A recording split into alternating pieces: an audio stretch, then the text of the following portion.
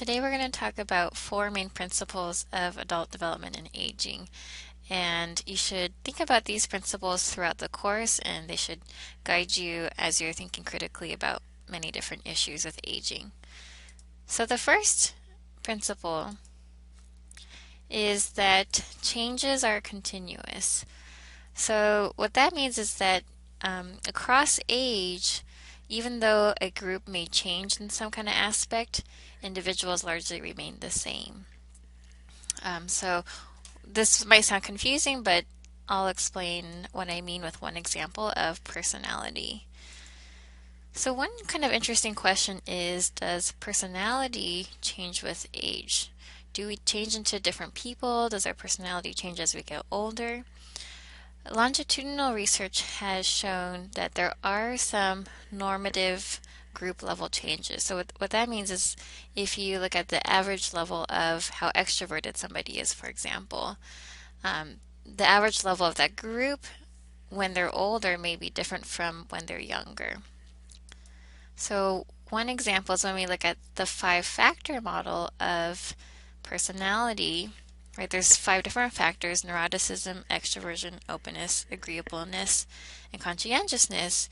You can see that over time there's normative change, so group level change.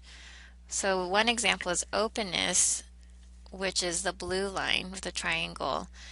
Openness tends to decrease with age. So you can see from age 30 to age 90, we grow less open-minded. So we're not as open to new experiences or meeting new people or trying new things. Agreeableness increases with age. So that's the red dotted line there. So we become a little bit more friendly, kind of more easygoing. We want to please people more. You can see for neuroticism, the dashed black line, that there's a curvilinear trend. So you can see a curve in the middle.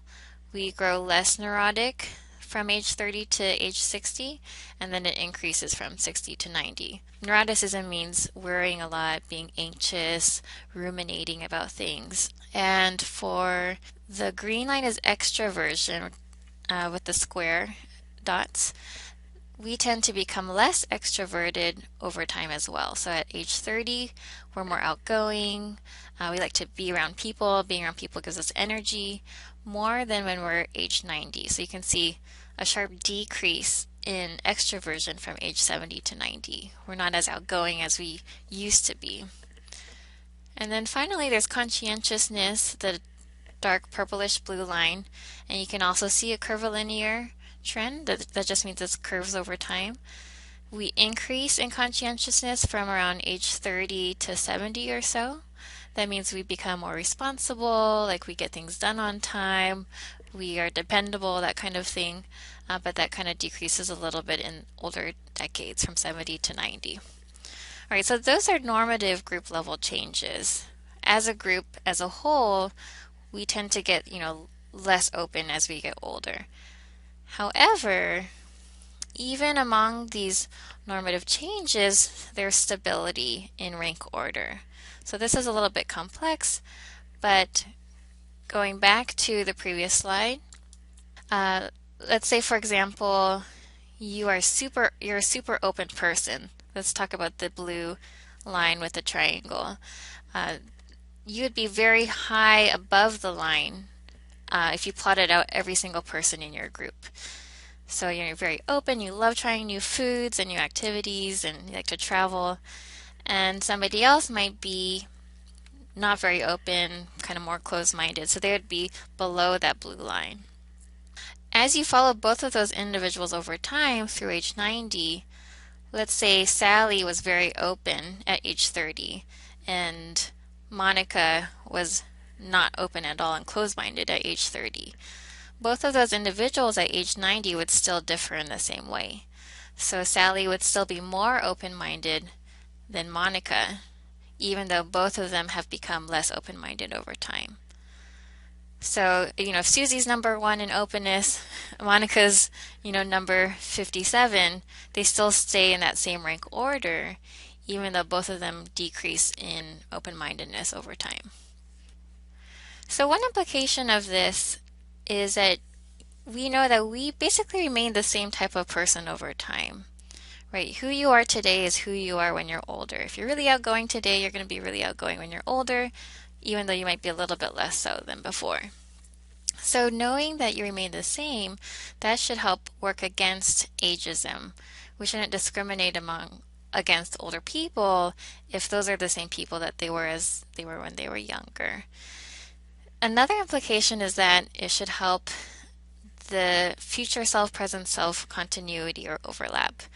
And what that means is that who we think of ourselves in the future and how we think of ourselves now should not feel so far apart or so distant from each other.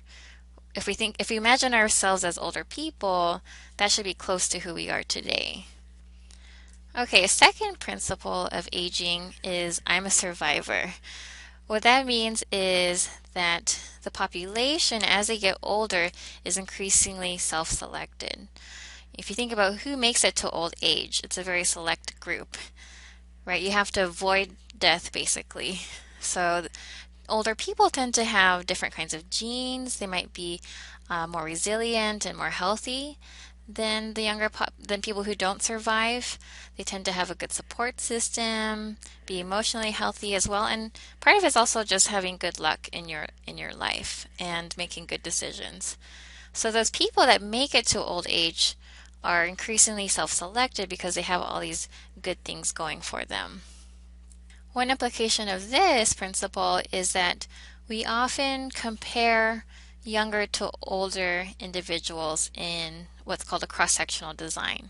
So at one point of time, we say, okay, do older people have a good memory? Do younger people have a good memory? And then we compare their memory skills. However, sometimes that's not the best research design because the older group is qualitatively different from the younger group. They are self-selected to be, a little bit healthier, more educated, maybe better genes, having good life context. So that older group is different from that younger group. It's a more restricted sample. One example of this is we know that older people, if you measure them in one point of time, they are less likely to take risks than younger people are, and they're less likely to engage in criminal behavior. Right? So if you think, okay, maybe when you get, so the faulty conclusion would be as you get older, you take risks less often, or you are not as criminal. But what also could be going on is that the people who are likely to take risks or engage in criminal activity do not make it to old age, right? So there's more things involved in, maybe having an earlier death because of the risk-taking penchant. The third principle is that individuality matters. So at the same time as older groups are more self-selected, they're also more heterogeneous. And that just means that they're more of a mixed bag. They're a very diverse group. And one principle is that we become more different from each other as we age. If you think about being in childhood, a lot of kids seem very similar to each other. They have very similar home experiences. They all go to school at around the same age. So their lives are very similar to each other. However, as we get older, we make certain decisions that might affect our life paths. So, one example is one individual might go to college right after high school, another might go into the military. And so that's going to already separate them into following different paths at that point in time. One example from my own life is being in my 20s. I was still single, out partying every night. And my other friend, my good friend Anne, started a family quite young and had kids very early on, got married very early on. So I remember calling her sometimes just coming home from like a concert, for example, and she would already be in bed with her kids and everything at home. So we make these different decisions as we get older that puts us on different life courses. One example of how we can grow in heterogeneity as we get older or become more different from each other is with memory.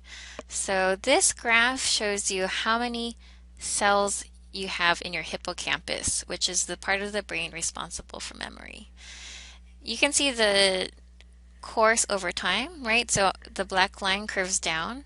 In general, we lose cells in our hippocampus as we get older, so our memory declines. And we'll talk about cognitive skills at a later part of the course. However, if you look at the individuals at age 80 or 70, you can see a lot wider range in terms of how many cells people have in their hippocampus. So, for example, one individual who's 80, if you look at the top of the dots there, that person has as many cells in their hippocampus as a 20-year-old does on average. So some 80-year-olds can be very sharp, still have very good memories. And so we see a lot more variation among like the 80-year-olds compared to the 20-year-olds. All right, the final principle is that aging is not a disease.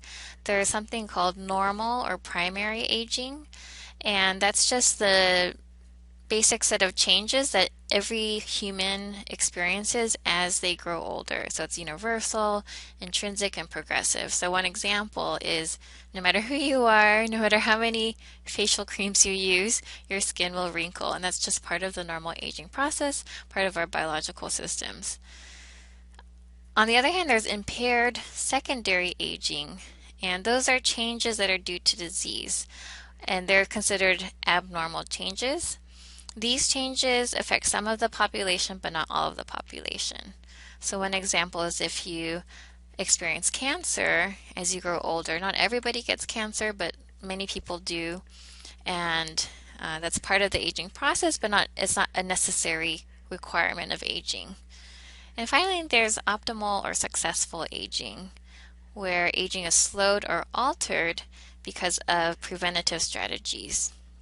So, one great example is Betty White, who's still on television, like producing things, writing things, performing. She's a great example of successful aging, where, you might do things like exercise or eat healthy or, be around lots of friends, and that can help slow the aging process.